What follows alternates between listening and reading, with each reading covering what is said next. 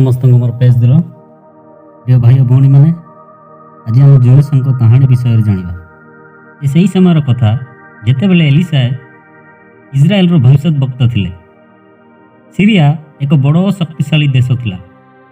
से समय इज्राएल मान विरुद्ध में युद्ध करुले किंतु एलिसा मृत्यु पर सीरिया देश अति दुर्बल पड़ा एवं इज्राएल मान सहित आउ युद्ध कले ना। तापर पूर्व देशरू एक नूतन शत्रु उत्पन्न है। यह नूतन शत्रुर नाम असुर राजा जे चारिपाखर देश को से विजय हासिल करते एवं से निज सैन्य बाहिनी को इज्राएल सीमा देश को पठाइले एवं इज्राएल माने तांकु देखि भय करने लगिले। निन्वी असुरर राजधानी थिला और राजांकर गृह भी थिला। निन्वी एक महान नगर थिला किंतु सेठाकार लोक माने प्रकृत परमेश्वर को सेवा कले नहीं किंतु मूर्ति गुड़ी को पूजा कले। सेमानंक दुष्टता दिन को दिन बढ़ा लगिला। परमेश्वर भाविले जे से समस्त को विनाश करिवे किंतु परमेश्वर बहुत दयालु अटंती। से जानिथिले जे निन्वीर लोक माने इज्राएल लोक मानक परि तांको विषय रे जानि नाहंती कारण कौन सी भविष्य वक्ता सेमानंक भूल विषय रे चेतावनी देवाकू आसी नाहंती। एणुकरी से सेमानंकु इज्राएल जड़े भविष्य वक्ता पठाइबाकू स्थिर कले। जुनेस सही भविष्य वक्ता थिले जहाकू परमेश्वर निन्वी को पठाइबाकू बाछिथिले किंतु जुनेस परमेश्वर उपस्थिति पलायन करने चाहिए। किंतु जुनेस जानिथिले जे असीरिय माने इज्राएल शत्रु अटंती एवं से भाविले जदि सेमानंक पापरू अनुताप करिवार सुजोग देवा अपेक्षा परमेश्वर सेमानंक सहर को ध्वंस करिवे तेबे यह भल हेबो। तेणु जुनेस भाविले मु निन्वी को जीवी नाही, मु पूर्व आड़ को जीवा परिवर्ते पश्चिम देश को भारी जीवी। मु एते दूर को भारी जीवी जे निन्वीर सही दुष्ट लोक मानक निकट रे प्रचार करने को जीवा विषय रे परमेश्वर आउ कथबार्ता करिवे नाही। जुनेस समुद्र कूल को जाई जहाज चढ़ीबा पई प्रस्तुत हेले। जहाजटी पश्चिम दिगरू तर्सीक नामक एक सहर को जीवाकू यात्रा कला। जुनेस भाविले जे से वर्तमान बहुत सुरक्षित एवं से भय कले नाही जे तांकु निन्वी जीवाकू पड़िबो। प्रकृत रे से निजको एते सुरक्षित अनुभव कले जे से जहाज को ओह्लाई शीघ्र शोई पड़िले किंतु परमेश्वर जुनेसंकर समस्त योजना विषय रे जानिथिले एवं परमेश्वर तांको भविष्य वक्तांकु अवमानना करने इच्छुक नथिले। से निन्वीर अन्य देशवासी मानक निकट प्रचार करने को जुनेस को मनोनीत करते एवं से समुद्र उपरे एक बड़ तूफान पठाइले। से नाविक माने भयभीत हेले एवं सेमाने सेमानंकर देवता मानकु तूफान को शांत करने को डाकिले किंतु पूर्व अपेक्षा पवन अधिक प्रभावित हेला। शेषरे सेनापति जहाज को ओह्लाई देखिले जे जुनेस सेठारे शोइचंती। सेनापति जुनेस को उठाइले एवं से तूफान रो वार्ता बुझाइले। आउ से सेनापति जुनेस को परमेश्वर को साहाय्य मांगवा कहले किंतु जुनेस परमेश्वर जहाँ करने को देइथिले सही कार्य पलायन करिथिबा समय रे तांको साहाय्य करने को परमेश्वर को अनुरोध करने भली अनुभव कले नाही। एथिर कौन संदेह नहीं जे तांको विवेक तांको बहुत असुविधा रे पकाइबाकू लागिला।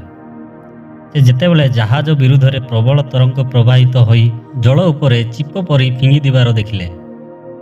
जेतेबेले घूर्ण बलय लागी रहिला नाविक माने स्थिर कले जे जहाज रे थिबा सेमानंकर मध्यरु जणे असुविधार कारण हेबो। तेणु सेमाने गुली बांट करने स्थिर कले। तापर से गुली जुनसंक नाम रे पड़िला। जुनस सेमानंक मध्यरे जणे अपरिचित व्यक्ति थिले एवं नाविक माने आश्चर्य हेले जे यही अपरिचित व्यक्ति कौन करी अछंती। सेमाने तांकु घेरी पचारिले हमकु कुह तुमे किए एवं तुमर व्यवसाय कौन। जुनेस सेमानंकु कहिले मु इज्राएल देशरू आसी अछि एवं समुद्र और सूक्ष्म भूमि सृष्टि करथिबा परमेश्वर को उपासना करे। संगे संगे सेमाने भयभीत हेले कारण सेमाने एपरी महान परमेश्वर विषय रे जानि नथिले। जुनेस सेमानंकु कहिले जे से किपरि परमेश्वर ठारू दूरई जीवाकू चेष्टा करथिले एवं सेमाने विश्वास कले जे परमेश्वर तांकु दंड देवाकू चेष्टा कले। जुनेस मध्य जानि पारिले जे यहाँ मो सकाशु आसी अछि ସେଥିରେ ଜୁନେସଙ୍କୁ ନାବିକମାନେ ପଚାରିଲେ, ଏହି ତୁଫାନକୁ ଶାନ୍ତ କରିବା ପାଇଁ ଆମେ କ'ଣ କରିବା? ସେଥିରେ ଜୁନସ୍ ଉତ୍ତର ଦେଲେ, ମୋତେ ପାଣିରେ ଫୋପାଡ଼ି ଦିଅ, ତାପରେ ଏହି ତୁଫାନ ଶାନ୍ତ ହୋଇଯିବ। ନାବିକମାନେ ଜୁନେସଙ୍କୁ ଏତେ ନିଷ୍ଠୁର ବ୍ୟବହାର କରିବାକୁ ଇଚ୍ଛା କଲେ ନାହିଁ, କିନ୍ତୁ ଯେତେବେଳେ ସେମାନେ ଦେଖିଲେ ଯେ ଜାହାଜରେ ରହିବାକୁ ଅନୁମତି ଦେଲେ ସମସ୍ତେ ହଜିଯିବେ, ସେମାନେ ତାଙ୍କୁ ଉଠାଇ ସମୁଦ୍ରରେ ଫିଙ୍ଗିଦେଲେ। କିନ୍ତୁ ପରମେଶ୍ୱର ଜୁନେସଙ୍କୁ ପରିତ୍ୟାଗ କରିନଥିଲେ। ସେ ଏକ ବିରାଟ ମାଛ ପ୍ରସ୍ତୁତ କରିଥିଲେ ଏବଂ ମାଛ ଜୁନେସଙ୍କୁ ଗିଳିଦେଲା ଏବଂ ଭୂମିରେ ଫିଙ୍ଗିବା ପୂର୍ବରୁ ତାଙ୍କୁ 3 ଦିନ 3 ରାତ୍ରି ପର୍ଯ୍ୟନ୍ତ ମାଛ ପେଟରେ ରହିଲା। ତାପରେ ଜୁନେସ ନିନିବେକୁ ଯାଇ ସେଠାରେ ଥିବା ଲୋକମାନଙ୍କୁ ପରମେଶ୍ୱରଙ୍କ ବାର୍ତ୍ତା ପ୍ରଚାର କଲା। ଜୁନେସ ନଗରରେ ପ୍ରବେଶ କଲାବେଳେ ଚିତ୍କାର କରିବାକୁ ଲାଗିଲା, 40 ଦିନ ମଧ୍ୟରେ ନିନିବେ ଧ୍ୱଂସ ପାଇବ। ସେ ଆଗକୁ ଗଲେ, କାରଣ ନିନିବେ ଏକ ମହାନ ସହର ଥିଲା ଏବଂ ସେ ଯେଉଁ ରାସ୍ତାରେ ଗଲେ ସେ ସେମାନଙ୍କୁ ସେହି କଥା ଚିତ୍କାର କଲେ ଏବଂ ଲୋକମାନେ ତାଙ୍କର ଅଜବ ବାର୍ତ୍ତା ଶୁଣିବାକୁ ଅଟକିଗଲେ। ସେମାନେ ପୂର୍ବରୁ ପରମେଶ୍ୱରଙ୍କ ଜଣେ ଭବିଷ୍ୟତ ବକ୍ତାଙ୍କୁ ଦେଖିନଥିଲେ। ସେମାନଙ୍କ ମଧ୍ୟରୁ କେତେକ ଜୁନେସଙ୍କ କଥା ବିଷୟରେ ସେମାନଙ୍କ ରାଜାକୁ ଜଣାଇଲେ ଏବଂ ରାଜା ଭୟଭୀତ ହେଲେ। ସେ ସିଂହାସନରୁ ଉଠି ନିଜର ଧନୀ ବସ୍ତ୍ରକୁ ଅଲଗା କରି ଛୋଟ ବସ୍ତ୍ର ପରିଧାନ କଲେ। ତାପରେ ସେ ପାଉଁଶରେ ବସି ନିଜ ପାପ ପାଇଁ ଦୁଃଖିତ ହେଲେ। ସେ ନଗର ସମସ୍ତ ଲୋକଙ୍କୁ ସେ ଯେପରି କରିଥିଲେ ଏବଂ ସେମାନଙ୍କ ଜୀବନ ରକ୍ଷା ପାଇବାକୁ ପରମେଶ୍ୱରଙ୍କ ନିକଟରେ କ୍ରନ୍ଦନ କରିବାକୁ ଆଦେଶ ଦେଲେ। ତାପରେ ଜୁନେସ ପ୍ରଚାର ସମାପ୍ତ କରି ସେ ସହର ବାହାରେ ଯାଇ ବସିଲେ, ଆଉ ସେ ତାଙ୍କ ଶତ୍ରୁମାନଙ୍କୁ ଧ୍ୱଂସ ଦେଖିବା ପାଇଁ ଅପେକ୍ଷା କଲେ। କିନ୍ତୁ 40 ଦିନ ବିତିଗଲା, ପରମେଶ୍ୱରଙ୍କ ଦ୍ୱାରା ତାଙ୍କ ବିରୁଦ୍ଧରେ ଦଣ୍ଡ ଆସିଲା ନାହିଁ, କାରଣ ଲୋକମାନେ ଜୁନେସଙ୍କ ବାର୍ତ୍ତାକୁ ବିଶ୍ୱାସ କଲେ ଏବଂ ସେମାନଙ୍କର ପାପରୁ ଅନୁତାପ କଲେ। ପରମେଶ୍ୱର ସେମାନଙ୍କ ସହରକୁ ଧ୍ୱଂସ କଲେ ନାହିଁ। ଏହାପରେ ଜୁନେସ ବହୁତ ଅସନ୍ତୁଷ୍ଟ ହେଲେ। ସେ ଭୟ କରିଥିଲେ ଯେ ଲୋକମାନେ ତାଙ୍କୁ ମିଥ୍ୟା ଭବିଷ୍ୟତ ବକ୍ତା ବୋଲି କହିପାରନ୍ତି ଏବଂ ସେ ପୁନର୍ବାର ନିଜ ଦେଶକୁ ଫେରିବା ପରିବର୍ତ୍ତେ ମରିବା ଚାହିଁଲେ। ସେଥିରେ ପରମେଶ୍ୱର ଜୁନେସଙ୍କୁ ଗୋଟିଏ ରାତିରେ ଏକ ଦ୍ରାକ୍ଷାଲତା ବଢ଼ିବାକୁ ଏବଂ ସୂର୍ଯ୍ୟଙ୍କ ଜ୍ୱଳନ୍ତ ଉତ୍ପାତରୁ ତାଙ୍କ ପାଇଁ ଆଶ୍ରୟ ଦେବା ପାଇଁ ଶିକ୍ଷା ଦେଲେ। ତାପରେ ପରମେଶ୍ୱର ଏକ ପୋକ ଦ୍ୱାରା ସେହି ଦ୍ରାକ୍ଷାଲତାକୁ ନଷ୍ଟ କଲେ। ମାତ୍ର ଜୁନେସ ଏଥିରେ ମହା ଅସନ୍ତୁଷ୍ଟ ଓ କ୍ରୁଦ୍ଧ ହେଲେ ଓ ସେ ସଦାପ୍ରଭୁଙ୍କ ନିକଟରେ ପ୍ରାର୍ଥନା କରି କହିଲେ, ସଦାପ୍ରଭୁ ବିନତି କରେ, ମୁଁ ସ୍ୱଦେଶରେ ଥିବାବେଳେ ଏହି କଥା କହିଥିଲି। ଏଥିପାଇଁ ଶୀଘ୍ର କରି ତର୍ଷିତକୁ ପଲାଇଲି, କାରଣ ତୁମେ ଯେ କୃପାମୟ, ସ୍ନେହଶୀଳ, କ୍ରୋଧରେ ଧୀର, ଦୟାରେ ମହାନ ଓ ଅମଙ୍ଗଳ ବିଷୟରେ ଅନିଚ୍ଛୁକ ପରମେଶ୍ୱର ଅଟ, ଏହା ମୁଁ ଜାଣିଲି। ଏହେତୁ ସଦାପ୍ରଭୁ ବିନତି କରେ, ଏବେ ମୋ ପ୍ରାଣ ମୋ ଠାରୁ ନିଅ, କାରଣ ବଞ୍ଚିବା ଅପେକ୍ଷା ମୋର ମରିବା ଭଲ। ତହିଁରେ ସଦାପ୍ରଭୁ କହିଲେ, ତୁମେ କ୍ରୋଧ କରିକି ଭଲ କରୁଅଛ। ଏବେ ଜୁନେସ ନଗର ବାହାରକୁ ଯାଇ ନଗରର ପୂର୍ବ ଦିଗରେ ବସିଲେ। ପୁଣି ସେଠାରେ ଗୋଟିଏ କୁଟୀର ନିର୍ମାଣ କରି ନଗରର କି ଦଶା ହୁଏ ଏହା ଦେଖିବା ପାଇଁ ତହିଁରେ ଛାୟା ତଳେ ବସିଲେ। ତହିଁରେ ସଦାପ୍ରଭୁ ପରମେଶ୍ୱର ଗୋଟିଏ କଖାରୁ ଲତା ନିରୂପଣ କଲେ। ପୁଣି ଜୁନେସଙ୍କୁ ତାଙ୍କ ଦୁର୍ଗତିରୁ ଉଦ୍ଧାର କରିବା ନିମନ୍ତେ ତାହା ଯେପରି ତାଙ୍କ ମସ୍ତକ ଉପରେ ଛାୟା କରିବ, ଏଥିପାଇଁ ଲତାକୁ ବଢ଼ାଇ ତାଙ୍କ ଉପରେ ଆଣିଲେ। ଏଥିରେ ଜୁନେସ ଏ କଖାରୁ ଲତା ସକାଶୁ ବଡ଼ ଆହ୍ଲାଦିତ ହେଲେ।